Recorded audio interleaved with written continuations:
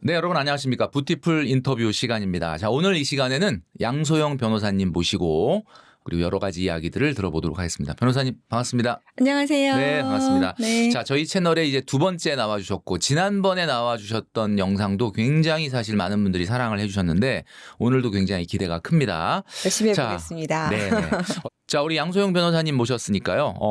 또 우리가 이제 주변에서 아무래도 이혼 전문 변호사로 오랫동안 일을 하셨기 때문에 궁금한 점들이 많이 있는데 추석 명절이 이렇게 다가오고 있고요. 이렇게 명절 이후에 이혼율이 또 급증한다라는 통계가 있다라고 합니다. 그 주요한 이유, 뭐 대략은 짐작이 되는데 어떤 이유에선지 이렇게 심각할 정도로 왜 연휴 또 이 추석을 지나고 나면은 이런 일이 생기는지 왜 그런 걸까요, 이거? 아무래도 이제 그 갈등이 있었던 상황에서 안 만나고 있으면 갈등이 내재되어 있다가 그렇죠. 만나면 이제 폭발하게 되는 거죠. 뭐 예를 들어서 뭐 형제들 사이에서도 부모님이 자녀들에게 저도 셋을 키워보지만 다 똑같진 않거든요. 근데 이제 형한테 뭐 몰래 부모님이 뭐 집 사주고 뭐 이런 게 있는데 밥 먹다가 갑자기 튀어나온다던가. 형제가 안 네, 돼서 그래서 그냥 툭 튀어나오고. 네, 뭐 집이 있었어? 집을 사줬어? 뭐 이런 얘기가 튀어나오면 이제 형제 간의 갈등이 생긴다던가.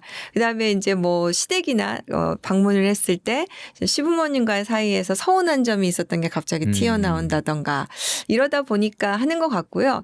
요새는 또 아예 가기 전부터 가기 싫어서 상담 오시는 분들도 있어요. 네. 가는 것 자체가 부담이 돼서 안 가면 안 되냐. 주로 이거는 그 우리 아내분들이 시댁 가기가 싫어서가 많죠. 네, 반대도 있어요. 사위가 반대도 있고, 처가 가기 싫다. 처가 가기 싫어서 그런 경우도 있고 하니까 아예 이제 거기서부터 시작이 되는 경우도 있고 요새는 이제 아예 그 집에 들르는 것 자체를 부담스러워 가지고 이제 안 하면 안 되냐라고 그러니까 이혼을 하려는 목적이 아니라 이혼은 아닌데 내가 안 가면 이게 이혼 사유가 되느냐. 이게 갑자기 또 궁금하긴 하네요. 네. 그러니까 예를 들면은 명절에 시댁이나 처가를 나 안 가겠다라고 하면 이거 이혼 사유가 됩니까? 그게 이게 이제 이혼 사유다라고 말씀드리긴 어렵겠지만 요새 친구들은 왜 그 대화하는 거, 전화 통화하는 거 포비아 있잖아요. 그런 것처럼 사람들을 만나서 대화하는 것 자체를 굉장히 어려워하는 경우가 있어요. 그러다 보니까 뭐 친정을 그러니까 뭐 시댁을 방문한다던가 처가를 방문하는 것 자체가 힘든 거죠.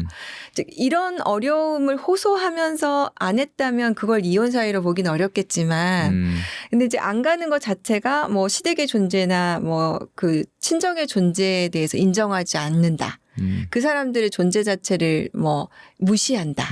이제 이런 태도라고 하면 이혼 사유가 될 수는 있겠죠. 그러니까 아무런 이유 없이 그냥 일방적으로 그냥 무시하고 이런 행동은 약간의 결혼을 파탄으로 이끄는 사유가 될 수가 있지만 이혼 사유 중에 이제 뭐 부모님에 대한 부당한 대우 이것도 이제 이혼 사유에 있거든요. 그래서 그런 태도에 기인한 거라면 이혼 사유가 될 수는 있을 것 같습니다. 그건 어떤 내용인지에 따라서 달라질 수가 있겠다라는 얘기가 들고 최근 같은 경우는 그 아무래도 이제 그 과거보다는 이렇게 제사를 지내는 문화들이 조금 없어지면서 지방을 오고 가는 일도 적어지고 시댁과 처가를 방문하는 일도 조금 줄어드는데 그럼에도 불구하고 어쨌든 이런 문제들이 많이 생기고 있군요. 요즘 젊은 세대들 같은 경우에 가장 큰 이혼 사유는 외도가 아니다라고 합니다. 2030들 세대들이 이혼이 급증하는 이런 이유 어떤 게 있을까요? 그러니까 저는 이제 좀 안타깝다고 느낄 때가 뭐냐면 관계를 조율하는 것, 갈등을 조율하는 것에 대해서 좀 연습이 안 되어 있다. 이런 생각이 들어요. 그러니까 젊은 세대들, 특히 젊은 세대들이. 왜냐하면 이제 사람들이 보통 그 이성관계에서 애정을 느끼는 것은 나하고 다르기 때문이라고 하거든요. 그러니까 나랑 좀 다른 사람 하면은 새로우니까 매력을 느끼는 거죠. 그런데 이 이유 때문에 헤어진다는 거예요. 와서 막상 결혼해서 살아봤더니 그 다른 점이 계속해서 문제가 생긴다. 그래서 심지어는 저는 이런 것까지 호소하는 경우를 봤어요. 아이를 낳는데 아이에 대해서 육아 방법이 달라요. 그래서 뭐 내가 수업을 듣고 왔는데 이때부터는 자야 되고 이때는 깨워야 되고 이때는 공부를 해야 되고 이렇게 원칙을 배우고 오면 이걸 꼭 지켜야 되는 약간 강박적인 성향이 있는 사람들. 그래서 이걸 못하게 하면은 그 배우자에 대해서는 너는 이게 안 맞으니까 부족하니까 너는 나가야 돼. 그래서 왜 그것 자체를 갈등을 조율을 못하는 경우를 많이 봅니다. 그래서 자기 기준만 옳다고 네, 주장을 네, 하는. 네. 그래서 그게 갈수록 좀 심해지고 있다. 그래서 이제 이혼이라는 것에 대해서 사회적으로 어느 정도 거부감이 좀 없다 보니까 이혼이란 이슈를 내가 내 방법대로 사는데 나 다른 사람하고 맞추기 피곤해. 이거 나 굳이 이럴 필요가 없어. 라고 생각을 많이 하고 있다. 지금 세대는. 그래서 지금 2030이 고민하는 부분은 내가 굳이 갈등을 조율해야 돼? 내가 이걸 굳이 맞춰야 돼? 이런 생각을 좀 많이 하는 것 같아요. 즉 과거보다는 외동도 많고 형제들이 많았던 시절에는 자연스럽게 자라면서 지금 변호사님 얘기하셨던 것처럼 이 갈등을 조절하는 어떤 그런 문화나 이런 것들을 배우게 되는데 네. 아무래도 최근에는 그런 것들이 조금 기성세대들보다는 갈등 조율하는 문화가 좀 없다 보니 더 급증한다 이렇게 말씀을 해주셨는데 뭐 가장 큰 이혼 사유가 외도는 아니라고는 하지만 그래도 여전히 외도도 이혼 사유 중에 굉장히 많은 부분을 차지한다고 합니다. 요즘 정신적 바람 뭐 이런 말이 있는데 이게 정확하게 어떤 용어인지 모르겠지만 정신적 바람도 이혼 사유가 되느냐 마느냐 뭐 이런 것에 대한 논란이 있는데 외도의 기준을 정확하게 어디까지가 외도고 그거는 외도가 아니다라고 선을 그을 수 있을까요?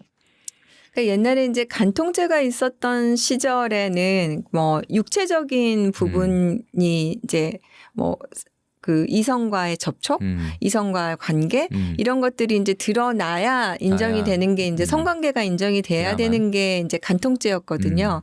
그래서 그 시절에는 이제 육체적인 이런 외도 이런 사실이 발견되는 것만이 이혼 사유가 되는 것처럼 네네. 생각을 했는데 이제는 이제 간통죄도 없어지다 보니까 사실은 부정행위를 인정하는 거에서 훨씬 더 넓게 인정을 하고 있어요.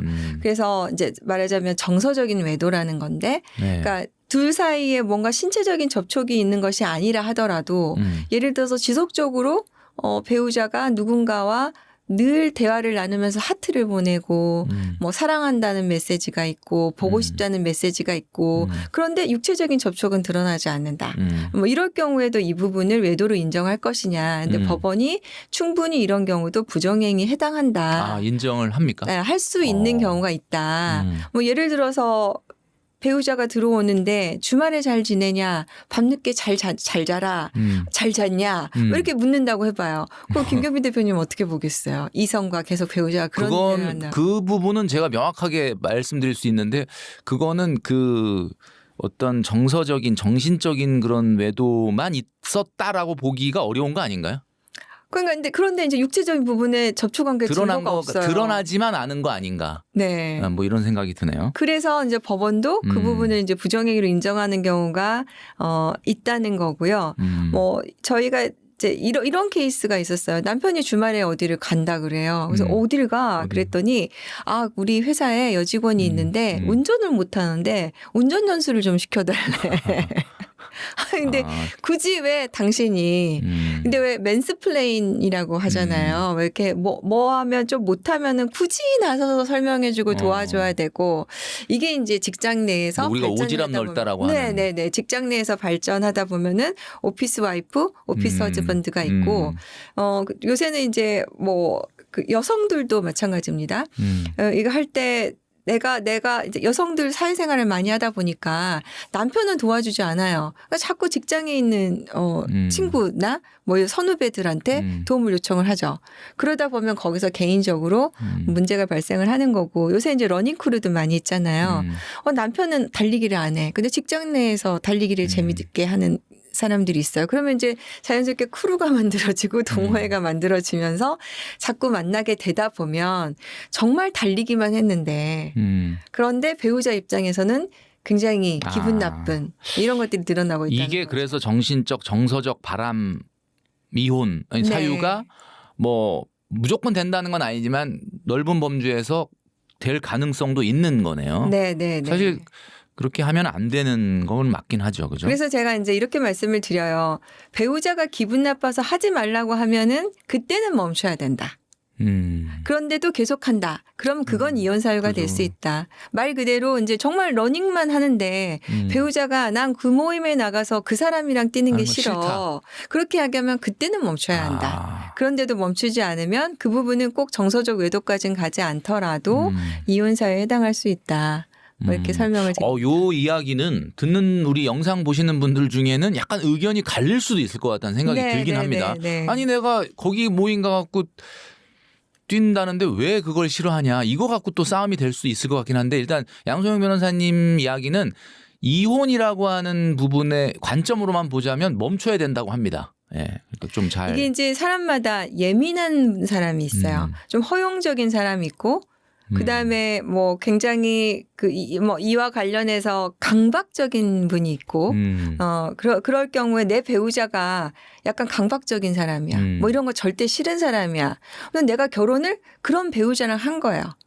그러면은 나는 그 배우자에 맞춰야 될 의무가 있는 거죠. 그래서 이제 이것이 안 맞을 경우에는 이혼 사유가 될 수 있다는 거예요. 그래서 저도 뭐 가끔 이런 분이 상담와요. 남편이 노래방을 갔대요. 네. 그런데 이분은 영업 직원이에요. 그러면 영업을 하다 보면 노래방 정도는 갈 수 있는 거거든요. 네. 근데 이분은 이게 이혼 사유인 거예요. 그러니까 이혼 사유라고 생각할 수 있을 정도로 심각한 거예요. 근데 어쩔 수 없죠. 그럴 경우에는. 왜 그 친구분들 중에서 맨날 뭐 모임 가면 영상 이렇게 인증샷 올려야 되고 하는 분이 있잖아요. 늘 확인해야 되고. 근데 배우자가 이런 사람이라면 일단은 결혼 생활 동안은 맞추려고 노력을 해야 된다는 것이죠. 오히려 아까 그 러닝 크루 얘기하셨는데 네, 제가 요새 이제 러닝을 하다 보니까. 네, 그렇죠. 요즘 그 TV에서 뛰는 그런 프로그램도 나가셨고 그러니까 그러다 보면은 나는 건강하게 그 사람들하고 뛰는데 배우자가 거기에 그 어떤 이성이 있는 거에 대해서 마음에 걸려가지고 싫다. 네. 자꾸 하니까 또 이쪽 지금 좀 전에 우리 변호사님은 그런 거 싫다고 하면은 멈추는 게 맞다고 했는데 이쪽 입장에서는 너무 자꾸 그러면 이거는 의처증, 의부증 같은 상대의 이거는 좀 병적이다라고 해서 오히려 거꾸로 이혼 사유가 될 수 있는 건 아닙니까? 근데 이제 배우자 입장에서는 충분히 그 정도는 기분 나쁠 수 있죠. 왜냐하면 러닝 크루라는 게 거기만 있는 게 아니잖아요. 굳이 꼭 그 사람하고만 꼭 뛰어야 되는 건 아니잖아요. 그러니까 그것만 가지고 의처증, 의부증 얘기하기는 어렵죠. 하긴 어렵다. 그러니까 의처증, 의부증 정도에 이르려면은 일반인의 기준에 봤을 때 과하거나 그다음에 약간 망상이 있거나 뭐 이 정도는 이르러야 의처증, 의부증이라고 할 수가 있습니다. 있지도 않은 일을 혼자 상상해가지고 막 만들어내고 막 혼자서 이렇게 상상을 하면 그 의처증, 의부증은 어느 정도 이렇게 입증이 된다 그러면 이혼 사유가 되는 거죠. 그건 될 수가 있죠. 네. 불륜이라는 거가 이제 사실 뭐 이혼의 중요한 사유 중에 하나인데 불륜을 저지르는 방법이나 장소도 이제 과거에 비해서는 굉장히 많이 다양해졌다라고 합니다. 요새 뭐 가장 많이 불륜이 일어나는 곳이 어디냐라고 하면은 뭐 그 이야기들이 많이 있는데 변호사님이 이제 오랫동안 이혼 관련 소송을 또 다루셨으니까 가장 최근에 불륜이 많이 일어나는 장소는 어디입니까? 글쎄 이제 뭐 가장 많이라고 하기는 어렵지만 최근에 조금. 네, 아무래도 뭐 직장 내에서 그 다음에 직업상 만나는 모임, 직장 내, 그러니까 우리가 시간을 기준으로 해보면은 집에서 보내는 시간하고 직장에서 보내는 시간하고 훨씬 많잖아요. 그러다 보니까 이제 그렇게 직장 내, 그 다음에 직업상 모임 여기서 많이 벌어지는 것 같고. 직장과 직업. 네, 그 다음에 이제 동호회, 뭐 동창회. 그다음에 온라인 익명으로 만들어진 모임 여기서 많이 일어나고 있는 것 같습니다. 그러니까 이제 지금 변호사님 얘기는 우리가 흔히 뭐 동호회 아니냐 동창회 아니냐인데 동호회 동창회보다는 어쨌든 비율로 봤을 때는 직장에서 보내는 시간이 기니까 직업과 직장 관련된 데가 일단 가장 많다 이런 이야기라는 거죠. 요새 그게 좀 늘어나고 있는 것 같아요. 아무래도 보내는 시간이 좀 압도적이죠. 직장에서 보내는 시간 자체가. 이제 그동안에 이제 불륜 관련해가지고 이혼 상담을 많이 진행하셨을 텐데 통계적으로 이 직업군이 조금 다른 직업군에 비해서 조금 보면 이런 불륜이 많구나라는 거를 이렇게 아마 오랜 경험을 통해서 아시게 됐을 텐데 어떤 특정한 직업군이 불륜이 더 많다. 그런 직업군이 있습니까? 저 그러면 소송당합니다. 그 직업군 얘기하면. 아, 그런가요? 근데 이제 직업군으로 얘기하기는 좀 어렵고요. 저는 차라리 이제 연수입이 한 2억 이상 되면 연봉 2억 이상. 뭐 개인 사업자도 마찬가지로 2억 이상 넘어가면 뭐 월 수입 1,000만 원이면 이혼율이 줄어든다. 뭐 이런 통계도 있는데 반대로도 연수입이 2억이 넘어가면 아무래도 여러 가지 유혹이 많아진다. 그래서 수입 있는 분들이 불륜을 저지르는 경우가 많다. 그 다음에 이 수입이 많은 배우자는 나뿐만 아니라 집에 있는 배우자뿐만 아니라 다른 사람들도 관심이 많다. 그냥 솔직히 말씀드리면 그 자리를 노리는 사람이 많다. 아. 그러다 보니 불륜이 늘어나 난다. 수밖에 없다. 환경이. 어떤 특정 직업군이라기보다는 소득 수준이 한 연소득으로 2억 넘어가기 시작하면은 그런 좀 어떻게 보면 확률이 높아진다. 아까 사실, 1,000만 원. 사실은 이제 저희가 예를 들어서 배우자 입장에서 배우자의 불륜 사실을 몰랐는데 먼저 상간녀나 상감랑이 알려주는 경우가 있어요. 먼저 알려준다는 거. 네네네.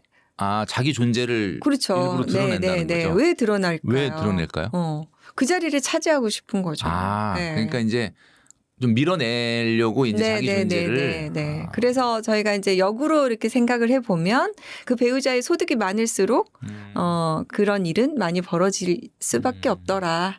그러니까 아주 네. 일반적인 경우보다 약간 고소득으로 어느 정도 아까 1,000만 원 정도 얘기하셨는데 거기까지는 오히려 이혼율이 떨어지는데 네. 어떤 특정 수준을 넘어서면은 2억을 넘어서면 2억을 넘어서게 네. 되면은 지금 반대로 그래서 60대에서는요.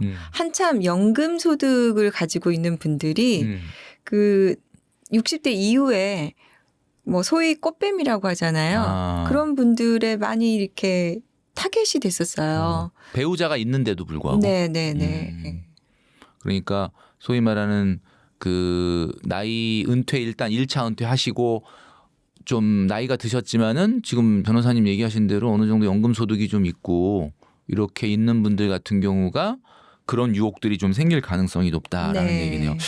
예, 굉장히 좀 우리가 많이 접해보지 않았던 얘기인데 우리 영상 보시는 분들도 고개가 아마 끄덕여질 거다라는 생각이 듭니다. 그래서 제가 상담 오시면은 일단은 배우자의 수입을 내가 알 수 있느냐 없느냐, 관리가 되느냐 안 되느냐, 뭐 이런 부분을 신경을 많이 써야 한다라고 조언을 드립니다. 저희 그 뷰티풀 돈줄남 영상에서도 부부간의 소득이 완전히 공개가 돼야 된다 이런 얘기를 많이 하는데 최근 같은 경우는 그렇게 얘기를 하는데도 불구하고 배우자 소득을 또 전혀 모르는 부부들이 많거든요. 네. 그렇게 갈수록 가면 안 늘어나고 있는 것 된다. 같아요. 네. 혹시 이제 배우자의 외도를 우리가 좀 알아차릴 수 있는 좀 징후가 있다면, 그러니까 뭐 사실 오히려 이런 징후를 내가 잘 모르고 이렇게 이야기했다가 오히려 신뢰가 깨지거나 이럴 수도 있잖아요. 그러니까 우리가 이런 거를 좀 잘 알아차려야 되는데 어떤 징후를 딱 보면은 우리 배우자가 약간 외도를 하는 게 아닌가 이렇게 의심해 볼 수 있는 게 있을까요? 사실 이제 뭐 여러 가지가 있는데 공통적으로 하나 든다면은 요새는 아무래도 휴대폰에 모든 게 다 연결이 돼 있다 보니까 그렇죠. 휴대폰. 네, 평소보다 더 휴대폰을 열심히 챙긴다. 베개 속에 넣고 잔다. 베개 속에. 그리고 휴대폰을 그런 분도 있더라고요. 차에다가 두고 안 가져온다. 안 가져와요? 네. 그리고 차 키를 소중하게 여긴다. 그다음에 트렁크를 못 열게 한다. 그 정도면 그냥 폰을 하나 더 만드는 게 낫지 않나? 더 티나니까. 2개면 티나니까. 2개면 티나니까. 그렇다고 놓고 온다는 건 이게 더 희한한데. 네. 그리고 요새 이제 최근에 한 거는 그 뭐 프로필이 그러니까 똑같은 뭐 카톡을 하더라도 프로필이 여러 개거나 계정이 여러 개거나 배우자가 모르는 계정이 있거나 뭐 이런 경우도 꽤 있더라고요. 그래서 SNS 상으로 뭐 휴대폰을 통해서 많이 이제 정보들이 나옵니다. 이게 그 휴대폰 얘기가 나왔으니까 휴대폰을 물론 지금 변호사님 얘기해 주셨던 것처럼 너무 들고 다닌다, 막 화장실 갈 때 들고 다닌다, 뭐 약간 의심스럽긴 한데 원래 우리 배우자는 스타일이 그래. 그러면 또 모를 수도 있는 거잖아요. 네네네네. 그런 사람 많으니까 요즘. 근데 여기에 보면 뭐 카톡이나 이런 거 여기에 패턴, 비밀번호 이거는 절대 우리 배우자 못 보게 한다. 이거는 이상한 건 아니죠. 그거는. 요새는 개인정보에 대해서 많이들 알고 계셔서 배우자하고도 뭐 이런 거 공유 안 하는 것이 오히려 좀 대세인 것 같아요. 그렇죠. 왜냐하면 이게 꼭 부정행위를 떠나서도 여러 가지가 문제가 된단 말이죠. 뭐 예를 들어서 주식 투자를 하시는 분, 가상화폐 투자하시는 분, 그 갖고 부부싸움 나고 그 알게 돼서 하고 하니까 이제 이런 부분 아예 하기 뭐 그렇게 이제 얘기를 안 나오게 하려고 관리하는 분들이 많아서 그거 안 알려준다고 꼭 부정행위다라고 하기는 어려운 것 그렇죠. 같습니다. 네. 근데 이게 사실 전 개인적으로 이게 비밀번호 이런 거 없거든요. 근데 네. 이제 약간 하려고 하니까 지금 말씀하신 것처럼 의심을 받을 것 같기도 한 거예요. 그러니까 처음부터 했었으면 아무 문제 없는데 지금 안 하고 있다가 갑자기 해버리면 이게 또 약간 그런 근데 느낌이죠. 지금은 이제 휴대폰에 너무 많은 정보가 있다 보니까 사실은 분실할 거에 대비해서라도 저는 그거는 만드시는 게 좋지 않을까 생각이 들어요. 그죠. 예, 맞아요.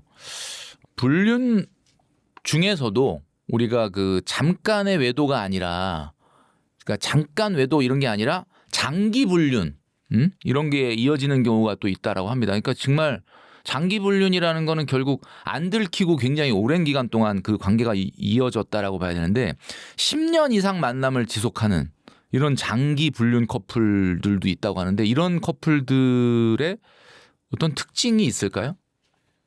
일단은 이제 배우자와의 이제 특징이라고 하는데 이제 극과 극인 것 같아요.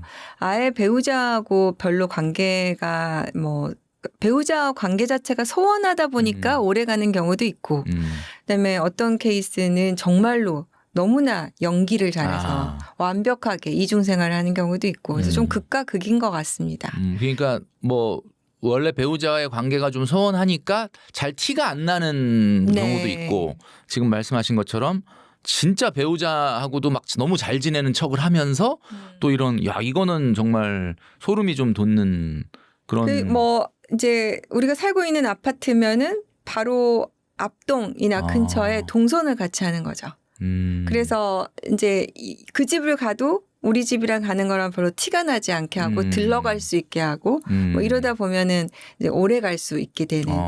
저희가 이제 가끔 그런 사건이 흔하진 않지만 좀 놀랄만한 일들이 네 있긴. 우리가 드라마에서만 볼 줄 알았는데 뭐 이 옆에 동에 그 예를 들면 불륜 여나 불륜 남이 있다. 네. 그런 경우는 가끔 가다가 엘리베이터의 층 버튼을 잘못 누를 수도 있을 것 같아요. 손을 딱 눌렀다. 왜 거길 눌러? 그러면은 순간적으로 아, 내가 잘못 눌렀네. 그런 걸 좀 의심해 봐야 되지 않을까. 근데 실제로 진짜 있군요. 네. 그냥 드라마에서만 나오는 게 아니라. 저희가 이제 사건으로 접하게 되니까 그런 경우가 이제 많이는 아니지만 네, 있습니다. 최근에 한국 사회에서는 그 황혼 이혼과 조론의 비율이 점점 높아지고 있다고 합니다. 물론 뭐 절대적인 건수로는 적지만 통계를 보니까 전체 이혼 건수의 16.6%가 30년 이상 결혼하고 나서 이혼한 황혼 이혼이다라고 하더라고요. 중년 부부들 중에 이 외도를 저질러서 이혼하게 되는 경우도 의외로 많은데 오랫동안 결혼 생활을 잘 이어오다가 50대, 60대 이렇게 넘어서 가지고 갑자기 불륜이 시작되는 이유는 뭘까요? 이제 흔하지는 않지만 이제 그런 경우를 종종 보긴 하거든요. 이제 그분들의 얘기를 들어보면 그 전에 결혼 생활은 이제 일단 결혼을 하면 아이들이 태어나니까 의무적으로 아이들이 어느 정도 성장할 때까지는 최선을 다한다. 그렇지만 그 이후의 삶은 내가 나의 삶을 살 수 있도록 하고 싶다. 뭐 이렇게 하면서 배우자에게 이혼 통보를 하는 경우를 좀 종종 봅니다. 그래서 이제 아무래도 고령화 사회로 진입을 하다 보니까 그런 니들을 느끼시는 분들이 좀 있는 것 같아요. 뭐 남성들 같은 경우에는 내가 그동안 이제 벌어서 모든 수입을 다 바쳐서 했으면 되지 이제 남아있는 연금은 나 혼자 쓰고 싶다. 그다음에 여성들 같은 경우에는 그동안은 내가 자녀를 위해서 어쨌든 가정을 지키기 위해서 최선을 다했으니까 남아있는 삶은 정말 나를 위해서 살고 싶다. 뭐 이런 얘기를 하는 게 늘어나기 시작한 거죠. 그래서 고령화 사회의 영향이지 않을까 저는 그렇게 생각을 합니다. 그러니까 이제 뭐 과거 같은 경우는 결혼 생활 자체가 한 30년 40년 정도면 끝났는데 네네. 요즘은 뭐 진짜 100세 시대니까 어쩌면 50년, 60년을 결혼 생활을 해야 되니 저도 지금부터 50년이 될 수 있거든요. 그렇죠. 네네. 그러니까 듣고 보니까 진짜 그런 것이 좀 이해가 된다라는 네. 생각이 드는데 그러니까 이제 소위 말하는 5060 때는 그러니까 좀 마음에 안 맞는다 이래서 이혼하는 경우도 있는데 지금 이제 제가 질문에서 말씀드렸던 거는 5060 때 불륜이 시작된다라는 거는 이게 사실은 뭐 많은 케이스는 아니지만 그런 케이스를 좀 종종 보신다 그러잖아요. 5060 때 일반적으로 젊었을 때도 아닌데 불륜이 생기는 이런 외도가 생기는 이유를 변호사님은 어떤 이유라고 생각하시나요? 우리 한국 사회가 이제 자기의 정서 뭐 이런 것들을 신경 쓸 겨를이 없이 살아왔잖아요. 그런데 남한테 무조건 맞추기만 네, 하죠. 맞추고 사는데 자 60대 분이 남성분이 70대 가까운 분이랑 부정행위를 한 것을 얼마 전에 상담을 한 케이스가 있었어요. 네. 근데 이제 그분이 이제 저희가 녹취한 거를 들어볼 계기가 있었는데 그분 그 둘 사이의 대화를 보니까 집에서는 하지 않는 어리광을 그분한테 가서 하는 거예요. 이 할아버지가. 그러니까 이런 정서적인 이런 부분에 대해서 거기 가서는 이게 그런 걸 채워지니까. 좀 다 받아주는구나. 네. 그게 60대에서도 남아 있구나 이런 생각이 좀 들더라고요. 뭐 이거 얘기해도 되려나? 뭐 그런 게 있더라고요. 아니, 진짜 네. 공감 뭐 대략 어떤 건지 느낌이 와요. 네. 그러니까 사실 그때는 이제 성적인 거는 좀 넘어가는 거거든요. 오히려 그거보다는 조금 다른 부분이구나. 네. 뭐 아무튼 이제 이 사회 구조가 초고령 사회로 진입을 하면서 여러 가지 이혼이라든지 여러 가지 이런 것들이 좀 바뀌고 있는 거를 느끼게 됩니다.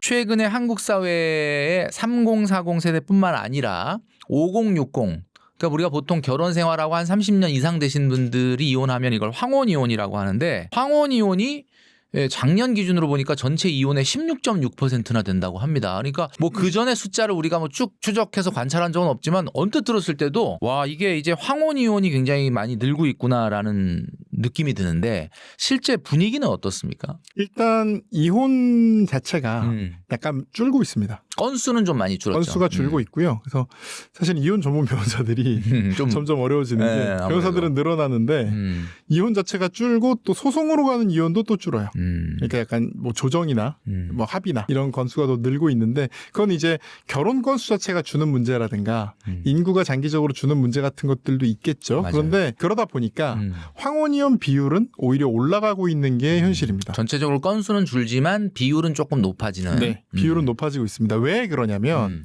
여러 가지 황혼이혼은 여러 가지 이유가 있는데요. 네.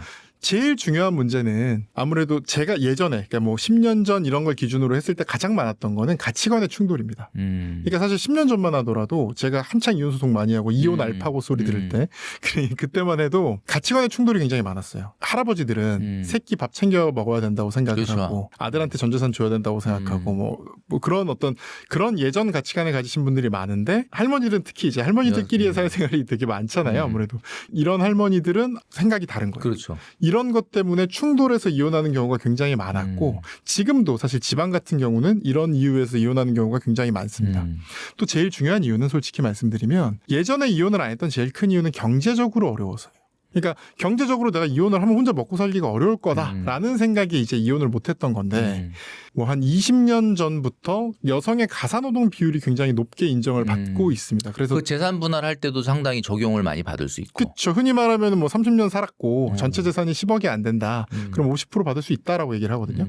50% 이상 받는 경우도 있습니다. 심지어 재테크 같은 경우 이제 여성분이 한 경우에는 그런데 그래서 재산 분할 비율이 한 3, 40년 전 같은 경우는 남성에게 굉장히 유리했는데 현재는 좀 가사노동 가치 이런 걸 높게 평가하고 있다 보니까 좀 오랫동안 사셨던 분들이 황혼 이혼을 하는 데에 경제적으로 나 이제 사는데 문제 없겠다라는 생각이 들어서 황혼 이혼을 하시는. 어차피 뭐 재산 10억 정도밖에 없는데 내가 30년 이상 살았다 그러면은 뭐 이혼하면 5억 네. 정도는 받을 수 있다라는 어떤 그런 생각을 하게 된다는 네, 거죠. 그 정도는 생활이 가능하다라는 생각을 하시는 거고요. 또 두 번째는 저는 근본적인 문제인데 평균 수명 늘어서 그런 것도 좀 큰 것 같아요. 그러니까 뭐냐면 예전에는 흔히 20대 중반에 결혼해서 60대면 평균적으로 한 분이 돌아가시게 됩니다. 네. 그러면 이제 평균 그 혼인 기간이 35년, 40년이 되죠. 근데 지금은 결혼을 늦게 해서 35세에 한다고 해도 보통 80은 넘어야 돌아가십니다. 그러니까 평균 그 혼인 기간이 50년이 되는 거예요.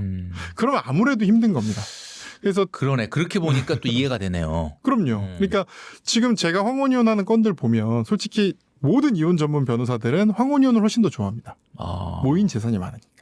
재산 분할을 받아야 성보수도 받을 수 있으니까 다 더 좋아하는데요. 보면 정말로 그냥 부부의 연을 그냥 같이 사는 사람일 뿐인 상태로 뭐 애정이나 이런 건 이미 없어진 상태로 그냥 쭉 가시는 분들도 많지만 이 상태에서 야 이건 안 되겠다 싶어서 황혼이혼 하시는 경우가 많거든요. 그러니까 이게 제가 볼 땐 평균 30년 정도 기대면 견딜 수가 있는데 50년 60년을 생각하면 앞으로 20년을 이 사람이랑 더 같이 살아야 돼? 이렇게 생각하면 견디기 어려워지는 부분들도 있고요. 또 가치관 변화도 있죠. 예전 같은 경우는 가족밖에 없다. 뭐 이런 생각이 좀 더 있었다면 지금 같은 경우에는 가족 외에도 뭐 인터넷 뭐 동호회라든가 뭐 특히 정치 활동이라든가 뭐 이런 걸 토대로 좀 마음 둘 곳들이 또 있거든요. 그래서 이혼을 해도 내가 이렇게 너무 외롭거나 힘들지 않을지도 몰라라는 생각이 좀 드는 부분들도 있습니다. 그래서 정리해서 말씀드리면 어떤 가치관의 변화 그리고 평균 그 수명의 상승 그리고 이제 재산 분할 비율로 인해서 경제적 자립이 가능해진 점 요게 이제 황혼이혼을 늘리는 어떤 요소들이 되고 있는 것 같습니다. 거기에 이제 한 가지 덧붙이자면은 또 나이가 든 여성분들도 이제 과거보다는 사회 활동이 늘어나고 또 참여를 하다 보면 본인의 소득도 좀 증가하니까 이거 뭐 내가 남편 없어도 살겠다 뭐 이런 것들의 분위기가 또 이 황혼이혼을 늘리는 게 아닌가라는 생각을 하는데 뭐 최저임금도 늘어나고 해서 그러니까요. 그 식당 아주머니 이런 거 하면 생각보다 돈을 꽤 많이 벌 수 있거든요. 그렇죠. 건강만 하다면. 그리고 할아버지보다 그 나이대의 여성들이 오히려 돈을 더 버는 경우들도 많습니다. 이러면 그런데 이제 가부장적 가치관을 가지고 계시는 내가 일하고 들어갔는데 또 밥새끼 차리라 그러면 나 같아도 안 살 것 같은데. 맞습니다. 자, 이렇게 황혼 이혼도 늘지만 뭐 또 많은 분들이 관심을 갖는 게 이제 그 불륜 관련된 이혼들 이런 게 또 이제 뭐 방송이나 이런 데서 좀 자극적으로 다루기도 하고 관심을 많이 갖는데 최근에 이 불륜 방법이나 장소 이런 것들이 정말 기상천외하게 바뀌고 있다. 요새 가장 많이 불륜이 일어나는 곳이 제가 아까 뭐 들어오기 전에 잠깐 들었는데 정말 기상천외한 것들이 많은데 어디입니까 이런 데가? 이거 이제 말씀드려도 됩니까? 이거 네, 그럼요. 잘못 불륜하시려는 분들이 이제 이용하시려는 거면 어떻게? 아니 뭐 그거는 뭐 저희가 그것까지 생각을 해가지고 뭐 이렇게 필터링하기 좀 어렵고. 알겠습니다. 예, 또 이것도 나름대로 어떤 정보로서의 또 가치가 있는 거니까. 불륜하시려는 분들을 위한 꿀팁 뭐 이러면 안 되긴 하지만 불륜하시려는 분들의 꿀팁이라기보다는 불륜을 잘 방지하기 위한 그런 쪽의 정보가 돼야 되겠죠. 예, 이런 쇼츠로 딱 끊어서 불륜 꿀팁 이런 것도 재밌을 것 같으세요. 근데 이건 있습니다. 1위. 압도적인 1위. 예나 지금이나 변하지 않는 예나 1위. 지금이나 뭐 동호회인가요? 아닙니다. 상대도 안 됩니다. 아, 상대도 안 됩니까? 예, 직장입니다. 아, 직장. 이건 어쩔 수가 없습니다. 이거는 OECD에서 우리가 평균 노동 시간이 제일 길거든요. 집에서 지내는 시간보다 회사에서 지내는 시간이 길면 자연스럽게 정이 더 가는 거예요. 그렇죠. 사실 뭐 잘 아시겠지만 오피스 와이프, 뭐 오피스 허스번드, 뭐 오피스 파우스라고도 하는데 이런 것들을 아예 대놓고 만드는 회사들도 있죠. 그런 문화도 있습니다. 사실 어떤 기업 같은 경우는 유명한 기업 같은 경우는 오피스 스파우스 해서 아예 한 명을 정해가지고 좀 더 챙겨주기도 하고 일단 멘토처럼 그 용어를 사용하는 경우도 있습니다. 옛날에 마니또처럼. 그런데 사실 회사에서 아침에 진짜 7시, 8시부터 출근해서 야근해서 밤 8시, 9시까지 있고 또 집에 가면 사실 저는 부부를 친하게 만들고 묶는 제일 큰 요인은 함께 어떤 일을 하기 때문이거든요. 그러니까 부부가 서로에 대한 사랑도 있지만 함께 뭐 양육을 하고 함께 재테크를 하고 뭐 함께 살림을 하고 이런 어떤 공동의 경험을 통해 사람이 친해지는 게 큽니다. 네. 그런데 아침 8시부터 밤 8시까지 회사에 있으면 그 성취욕은 누구와 함께 느끼냐면 직장 동료와 함께 느끼죠. 그러다 보니까 자연스럽게 직장에서 이런 불륜이 일어나는 경우가 정말 많고요. 또 두 번째는 불륜이라는 것 자체가 약간 스릴이잖아요. 그런데 직장 내의 불륜이 최고의 스릴을 주는 거예요. 내 배우자에게도 안 들켜야 되지만 그렇죠. 동료들에게도 안 들켜야 되니까. 그렇죠. 그리고 의외로 특히 이제 대기업이든 어디든 공간들이 꽤 있습니다. 그래서 아무도 오지 않는 어떤 사무실이라든가 뭐 이런 어떤 그런 데서 스릴을 느낄 수 있어서 이런 어떤 불륜의 본질을 좀 자극하는 부분이 있어서 예나 지금이나 1위는 직장입니다. 다만 1위는 직장이지만 신규 1위가 있습니다. 새롭게 떠오르는. 새롭게 떠오르는 게 바로 SNS. SNS. 이게 뭐 새롭게 떠오른다 그러니까 조금 다르게 들리는데 뭐 이건 좀 오래되지 않았을까 싶은데 좀 최근에 SNS로 맞습니다. 많이 늘어나고 있다. 뭐냐면 흔히 우리가 SNS라는 표현이 그냥 뭐 문자를 대신하는 뭐 카카오톡 이런 경우도 쓰기 때문에 좀 감이 안 오시는 건데 여기서 말하는 건 이런 겁니다. 첫 번째는 오픈 채팅방. 오픈 채팅방. 카카오톡 오픈 채팅방 아니면 뭐 당근마켓. 이런 데서 유부녀만 만날 수 있는 동호회 이런 것들이 생각보다 굉장히 많습니다. 지금 검색을 해보셔도 나와요. 그걸 참고로 회사에서 많이 제거를 하거든요. 좀 문제가 있는 경우는. 그런데도 지금도 굉장히 많이 나옵니다. 그러니까 인증을 받아요. 유부남 유부녀라는 걸 인증을 해야 돼요. 그 카페에 그 동호회 가입을 오픈 하려면 채팅방에 들어오려면 오픈 채팅방 들어오려면 그 방장한테 내 뭐 가족관계 증명서라든가 뭐 결혼 사진 뭐 가족 사진, 뭐 아이들, 뭐 이런 거를 인증을 해야 들어올 수가 있어요. 왜냐하면 유부남들은 유부녀를 만나고 싶어하고 유부녀들은 유부남을 만나고 싶어 한다는 게 기본으로 깔려 있는 거예요. 잃을 게 있어야 문제도 생기지 않기 때문에. 그래서 불륜 오픈 채팅방들이 생각보다 굉장히 많습니다. 물론 이게 여기 들어갈 때 야 내가 어떻게든 불륜을 해야지 이렇게 들어가는 건 아니에요. 이런 게 있다던데 호기심에 처음에는 들어가는 안 만나면 되지 뭐. 그래서 뭐 말만 하면 되지 뭐. 딴 사람도 어떻게 노나 한번 보면 되지 뭐. 그런데 잘 아시겠지만 얘기를 하다 보면 사람은 사회에 되게 익숙해지거든요. 모두가 불륜하는 분위기 안에 들어가 있으면 나도 되게 아무렇지도 않게 느껴지게 됩니다. 죄책감도 없어지고. 죄책감도 없어지고요. 그래서 처음에는 그냥 구경하고 뭐 막 얘기하고 음담패설하고 스트레스 풀려고 이런 오픈 채팅방 들어갔다가 그게 정모가 되고 그게 모임이 되고 심지어는 불륜 관계로 빠지는 경우가 생각보다 요즘에 굉장히 떠오르고 있습니다. 두 번째는 카페.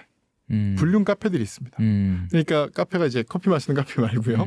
불륜을 위해서 뭐 흔히 유명한 게 이제 금지된 사랑이라는 카페가 있거든요. 그런 카페들 보면 본인이 불륜하고 있는 얘기들 여기 용어들도 되게 많아요. 용어들이 뭐 흔히 많이 쓰는 용어가 집밥과 외식이 있습니다. 집밥과 외식. 무슨 뜻일까요? 뭐 저는 아까 이제 들어오기 전에 말씀 주셨는데 얘기해 주시죠. 예. 집밥의 경우에는 이제 배우자와의 잠자리, 외식의 경우에는 딴 데서 하는 잠자리. 그러면 약간 은어처럼 거기서 사용이 되는 거네요. 예, 저도 몇 번 들어가 봤거든요.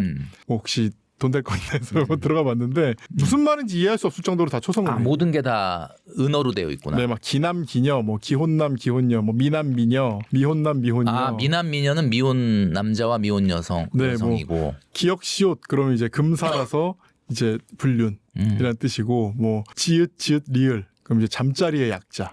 지읒 리을. 네, 뭐 이런 식으로 서로 불륜의 경험을 나누고 뭐 상담하고 이런 카페들도 있는데 이런 데서도 또 이제 바꿔가면서 하는 그런 어떤 일들이 굉장히 많이 발생을 하고 있습니다. 요즘에는 그런 종류의 오픈 채팅방 같은 그리고 이제 동호회랑도 연관이 되죠. 아까 말씀하신 동호회. 인터넷 동호회랑도 연관이 되는데 어쨌든 이런 종류의 것들이 이제 SNS를 통해서 굉장히 많이 늘어나고 있고요.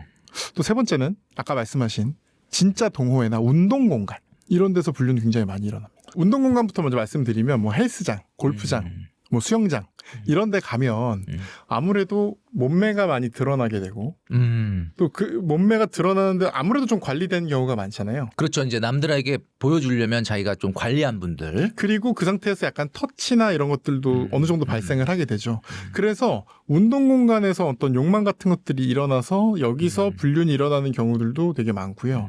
근데 보통은 운동만 하고 들어가는 경우는 큰 문제는 없습니다. 그렇죠. 예. 근데 이제 운동 후에 뒤풀이, 뭐 골프 치러 가면 골프 친 후에 술자리, 헬스장에서도 뭐 사람들끼리 모여서 술자리, 뭐 이런 데서 이제 문제가 생기는 경우가 항상 뒤풀이 장소에서 문제가 생기는 거죠. 한때 요즘엔 또 약간 유행이 지나긴 했습니다만 한 10년 전, 뭐 10년 전 아니다, 한 6, 7년 전이 이제 양평 이런 데서 양평, 네, 웨이크보드, 모터, 후상스키, 여름에, 네, 그걸 하고 막 신나게 타고 저녁에 고기 구워 먹고 술 먹으면서 그때 문제 생기는 경우, 그리고 그거보다는 좀 더 최근이 서핑.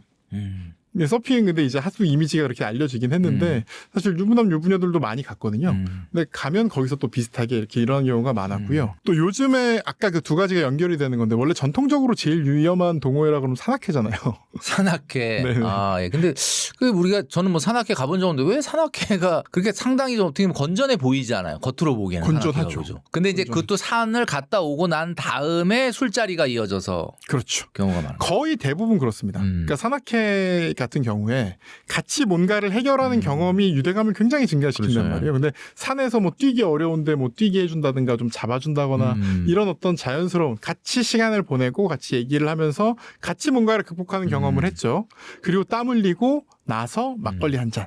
뭐 이렇게 하다 보면 문제가 생겨서 뭐 전통적으로 그렇게 위험하다고 했는데 요즘에 좀 비슷하게 문제가 되는 건 러닝크루. 러닝크루 같은 경우는 이제 당근마켓 같은 데서 특히 많이 하거든요. 당근마켓이 중고 거래만 하는 게 아니라 동호회를 연결해주고 이런 역할들도 합니다. 왜냐하면 지역 기반 커뮤니티이기 때문에. 그러니까 우리 그래서 이제 동네에서 그래서 러닝크루 뭐 이렇게 작은 산악회 이런 모임들을 가지고 거기서 이제 뭐 운동을 같이 하고 뒤풀이 자리 뭐 이러면서 이제 문제들이 생기는 경우들도 굉장히 많습니다. 지금 그 변호사님이 얘기해 주셨던 것이 뭐 부동의 1위는 예나 지금이나 직장, 네. 그다음에 새롭게 떠오르는 것이 이제 SNS, 네. 그리고 그다음이 이제 뭐 운동하는 장소, 뭐 동호회라든지 네네네. 이런 것들이라고 그랬는데 이 영상을 보시는 많은 분들이 그래? 그러면은 정말 우리 배우자도 어떻게 보면 그런 것에 유혹에 빠지지 않는다라는 100% 보장이 없으니 배우자가 외도할 때 어떻게 보면 이렇게 나타나는 신호라 그럴까? 뭐 네. 변호사님은 여러 사례를 많이 보셨을 테니까 전조 증상이라 그럴까? 이런 것들, 이런 행동을 하면 좀 약간 좀 의심해 봐야 되겠다든지 뭐 이런 거 좀 있으면 알려주시죠. 제가 그냥 솔직히 이런 말 질문 들으면 네. 딱 한마디만 합니다. 네. 휴대폰을 쓰는 방식이 달라지면 의심을 해보셔야 됩니다. 쓰는 방식이 달라진다는 건 이런 겁니다. 휴대폰을 예전에는 그냥 이렇게 항상 들고 다니는 게 아니라 집에서는 뭐 이렇게 책상에 놔둘 때는 그냥 뭐 이렇게 밥 먹으러 갔다 이러는데 계속 들고 다니는 경우. 계속 들고 다니고 화장실 갈 때도 들고 가고. 잠잘 때도 옆에 놓고. 이상하진 않아요. 그런데 그런데 요즘 이게 그런 사람들 많잖아요. 워낙 많죠. 근데 원래 안 그러던 사람이 그러게 됐다. 안 그러던 사람. 그러면 뭔가 있다고 보셔야 되고 또 휴대폰에 비밀번호를 막 변경을 한다거나 막 비밀번호가 원래는 6자리였는데 12자리가 됐다거나 패턴을 자꾸 바꾸는 것 같다거나 그러면 그것도 의심할 만하고 그러네. 또 이게 전통적인 건데요. 통화나 문자를 하다 막 화들짝 놀라는 거 있잖아요. 그러니까 통화를 하고 있는데 이렇게 배우자가 들어왔는데 갑자기 좀 이상한 깜짝 느낌. 놀라는 거예요. 깜짝 놀라거나 좀 이상한 거. 그러니까 그리고 또 비슷하게 제일 그런 게 전화가 오는데 안 받는 거. 전화가 와요. 왜 안 받아? 그러면 스팸이네. 아예 안 받아도 되는 전화야 이렇게. 네, 뭐 스팸이네. 뭐 이런 거 있잖아요. 이렇게 오는 경우에 보통은 그래서 그래 한번 보여줘라고 하는 경우가 그러면은 문제되는 경우가 좀 있습니다. 그리고 보통 그 어떤 경우에도 휴대폰에서 뭐 문자 목록이나 통화 목록이나 이런 게 걸리는 경우는 거의 없어요. 그러니까 그거를 불륜이 나쁜 짓이라는 생각이 있기 때문에 지우죠. 그래서 의심할 만한 건 어떻게 보면 뭐 이성이랑 대화 나눴던 카톡방이 남아있다. 근데 조금 이상한 느낌이 들어. 이런 거는 오히려 덜 위험할 가능성이 높아요. 더 위험한 건 지우는 겁니다. 지우는 거지. 통화 아니면 기록이... 그냥 다른 폰을 사용을 한다든지. 그런 경우도 있죠. 네. 투넘버라든가 아니면 폰이 뭐 업무용으로 필요해 이러면서 업무는 분명 같은 것 같은데 왜 업무용 폰이 생겼는지 모르겠는 이런 경우. 그리고 막 전화 문자가 막 전체가 지워져 있는 경우들이 있어요. 통화 목록이 지워져 있어요. 막 이런 경우. 통화 이런 목록이 지워져 있는 건 어떻게 확인합니까? 통화 목록이 하나씩만 지우면 사실 확인하기가 어렵죠. 그런데 이제 그렇게 하기가 어려우니까 전체 삭제를 막 계속 하시는 분들이 있거든요. 그러니까 아예 통화 기록이 하나도 없이 나오는 거. 없는 거. 이런 경우 혹은 내가 이렇게 쓱 봤는데 뭐 이렇게 삭제하고 있는 경우 이런 경우에 이런 휴대폰과 관련된 사용 패턴이 변했을 경우가 제일 의심할 만한 겁니다. 물론 이제 다른 전조 증상들도 있어요. 뭐 대표적인 게 이제 뭐 외모에 갑자기 신경을 많이 쓴다. 그리고 이 얘기도 해드릴게요. 실제로 걸리면 요즘에 뭐라고 하냐면 첫 번째는 휴대폰이고 두 번째는 냄새라 그래요. 냄새가 달라지는 경우가 이상한 경우가 냄새는 많습니다. 뭐 뿌리는 향수가 달라질 수도 있는 거 아닙니까? 이런 겁니다. 뿌리는 향수가 달라졌으면 보통 집에서 향수를 뿌리지 회사에 향수를 갖다 놓고 뿌리지는 않잖아요. 뿌리는 향수가 달라졌으면 우리 집에서도 그 냄새가 나겠죠. 그리고 사람이 보통 비누와 뭐 세정제 이런 거 막 많이 바꾸지 않아요. 그러니까 이제 그게 달라졌다는 건 어디 다른 데서 씻고 왔다는 거네. 그렇죠. 그게 그 뭐 헬스장에서 씻고 왔어 이럴 수도 있는데 그렇지. 헬스장이라는 곳은 보통 비치에 놓는 뭐 바디소프 이런 게 거의 변하지 않습니다. 근데 향이 오늘만 좀 달라요. 오늘만 다르다. 그래서 좀 그럴 때 어쨌든 불륜 꿀팁일 수도 있어요. 어떻게 보면. 불륜을 잡아내려면 후각이 좋아야 되겠네요. 후각이 좋아야 됩니다. 근데 여성들이 굉장히 후각이 좋아서 이런 거에 민감하신 경우가 많습니다. 그래서 그리고 뭐 흔한 게 이제 뭐 외모에 갑자기 신경을 많이 쓴다. 뭐 또 한 가지 얘기들이 뭐 성관계 거부한다라든가 뭐 귀가 시간, 외출 시간이 달라진다 이런 것들도 있는데 제일 중요한 꿀팁으로 아까 말씀드린 게 휴대폰 냄새라면 세 번째는 갑자기 잘해주는 경우. 그리고 이거는 많이 그 드라마나 이런 데서 좀 본 것 같은데 갑자기 막 꽃을 사오고 그러니까 이게 이제 뭔가 자기가 캥기는 게 있으니까 그러는 거예요. 여성의 경우에는 갑자기 음식을 막 열심히 해준다거나. 그리고 갑자기 근데 선물을 이거 이 사준다. 영상 보다가 자꾸 잘해주는 배우자 의심하게 될까봐 걱정이긴 한데 아무튼 그렇다는 거죠. 그런 것도 중요합니다. 그래서 제가 항상 말씀드리는 게 하나만 갖고 판단하지 말라. 그리고 신뢰가 제일 중요한 거예요, 사실은.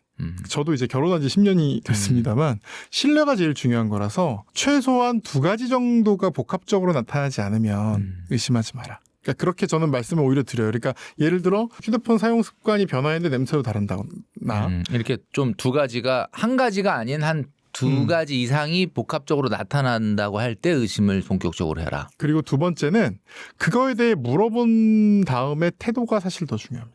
그러니까 예를 들어 스팸이네요가 안 받았어요. 그럼 잠깐 봐봐라고 할 때 갑자기 버럭 화를 낸다던가 뭐 그런 것까지 걸려고 그래. 그럼 이러면 좀 이상해지는 거죠. 그때부터. 그러니까 납득하기 좀 어려운 핑계라든가 그 내용이 좀 이상한 경우에는 본격적으로 좀 의심을 하시는 게 좋습니다. 근데 그게 아니라면 사실 본격적으로 의심을 하시기보다는 좀 신뢰하는 게 더 좋은 경우가 많습니다.